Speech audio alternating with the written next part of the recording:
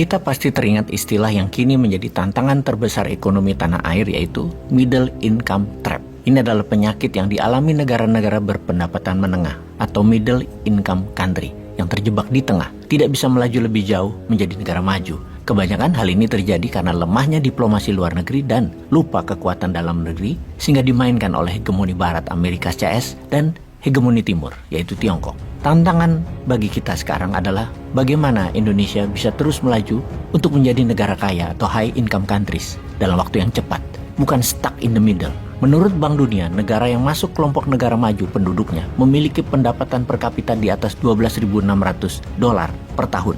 Kita saat ini baru $4.300 per kapita di tahun 2022, dan di tahun 2014 hanya $3.500 atau naik dalam 8 tahun 22% atau 2,7% per tahunnya tumbuhnya, kalah dengan kenaikan inflasi setiap tahunnya yang sekitar 3%-an. Hampir dikatakan 8 tahun ini Indonesia tidak tumbuh sesungguhnya. Pertanyaannya, bagaimana kita bisa menjadi negara maju? Dari sisi produksi, ini sangat tergantung pada kemampuan bangsa ini menghasilkan barang-barang bernilai tambah yang tinggi. Nah, dalam membangun produk-produk bernilai tambah tinggi inilah brand atau branding menjadi sangat strategis. Bahkan berani Bosman katakan daya survival kita di kancah pasar global ditentukan oleh brand dan branding negara Indonesia. Kenapa brand bisa menciptakan nilai tambah tinggi? Untuk menjelaskannya kita ambil contoh yang gampang. Kopi aja. Kopi yang tak bernilai tambah mungkin dijajakan di warung-warung kopi perempatan gang dengan harga Rp3.000 satu cangkir. Tapi sebaliknya, kopi yang dilabeli tulisan Starbucks dijual di mal-mal pusat kota, harganya lebih dari Rp50.000 secangkir. Apa yang bedakan secangkir kopi di ujung gang dengan kopi Starbucks di mall? Bedanya ada di brand dan branding. Kenapa Starbucks bisa laku demikian mahal?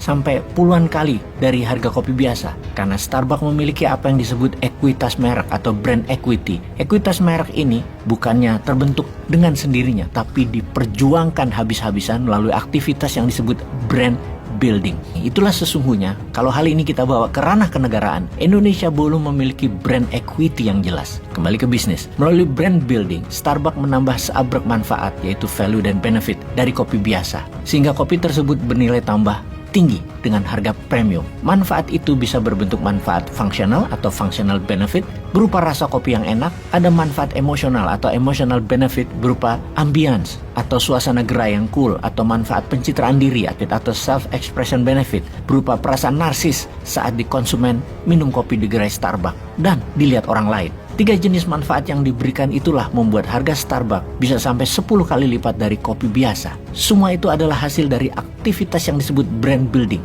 Ingat, brand building bukanlah sekedar menyangkutkan tulisan nama di merek atau citra logo atau iklan, tapi keseluruhan manfaat yang diberikan produk kepada konsumen. Propaganda branding bisa menjadi alat ampuh untuk menaikkan nilai tambah produk kita dan meloloskan kita dari middle income trap country tentunya, seperti yang ditunjukkan dalam kasus Starbucks. Maka kemudian agenda besar mengemuka di depan mata kita.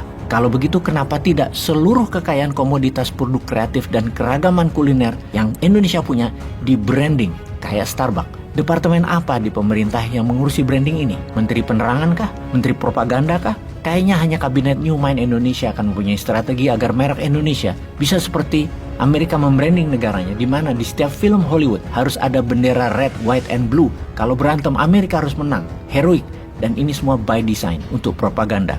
Bayangkan kalau kekayaan kopi kita punya di branding, teh di branding, temulawak di branding, buah nanas di branding, durian di branding, bengkoang di branding, sayur bayam di branding, ukiran Jepara di branding, batik di branding, songket di branding, rendang di branding, nasi pecel di branding, soto di branding, maka Indonesia akan punya kasanah dan kekayaan brand yang luar biasa. Dengan begitu, kita tidak resah dengan pasar bebas dan kolonialisasi ekonomi ala Tiongkok dan ala Barat Amerika. Kalau sampai muncul kesadaran dan kemampuan pejabat negara untuk membranding berbagai potensi produk yang kita punya, maka pasti pengaruhnya akan luar biasa bagi penciptaan kemakmuran negeri ini. Kita bisa melihat ada 3 potensi lokal yang unik yang kita punya dan pas untuk menjadi objek branding. Pertama adalah keragaman komoditi agrikultur, mulai dari kopi, teh, beras, jagung, apel, nanas, durian, juga tentunya kekayaan laut Nusantara. Kedua, produk kreatif berbasis kelokalan Indonesia seperti batik, ukiran Jepara, kerajinan rotan, patung Bali, dan lain sebagainya. Ketiga, kekayaan kuliner seantero Nusantara mulai dari rendang, gudeg, empek-empek, rawon, hingga kerak telur Betawi. Ketika pejabat negara menyadari dan action segera untuk pentingnya secara nasional mempromosikan mempromosikan branding ekuitas ke dunia, maka masyarakat akan bergerak cepat memanfaatkan seluruh potensi komoditas, produk kreatif, dan kekayaan kuliner di berbagai pelosok daerah di Nusantara di branding. Maka itu akan menjadi basis kekuatan ekonomi Indonesia yang luar biasa. Seperti diuraikan di awal, di sini brand dan branding akan betul-betul menjadi pilar daya saing Nusantara di pasar regional dan di pasar global. Menjadi lebih indah lagi karena komoditas, produk kreatif, dan kuliner tersebut adalah produk-produk merakyat yang bisa diusahakan oleh rakyat kebanyakan dan melibatkan tenaga kerja yang jumlahnya sangat besar. Artinya, pengusaha produk tersebut bisa dilakukan oleh industri yang merakyat, bukan menara gading seperti industri pesawat atau baterai mobil yang high-tech atau nikel di Morowali dan Halmahera, hingga kemanfaatannya bisa dirasakan oleh rakyat kebanyakan. Ingat, menciptakan produk bernilai tambah tinggi dan berdaya saing global tak mesti harus memproduksi pesawat atau mobil canggih atau membangun smelter nikel. Kopi kalau di branding seperti Starbucks yang dibantu negara tak kalah nilainya dibanding Boeing. Ayam goreng, mie pangsit, dan pecel kalau di branding dibantu negara tak kalah dari McDonald di kelas dunia. Pengusahanya sadar branding, pejabatnya sadar untuk segera membantu produk-produk rakyat membranding. Wih, pasti GDP per kapitanya bukan hanya 22% selama 8 tahun, tapi naik 400% dalam 8 tahun ke depan.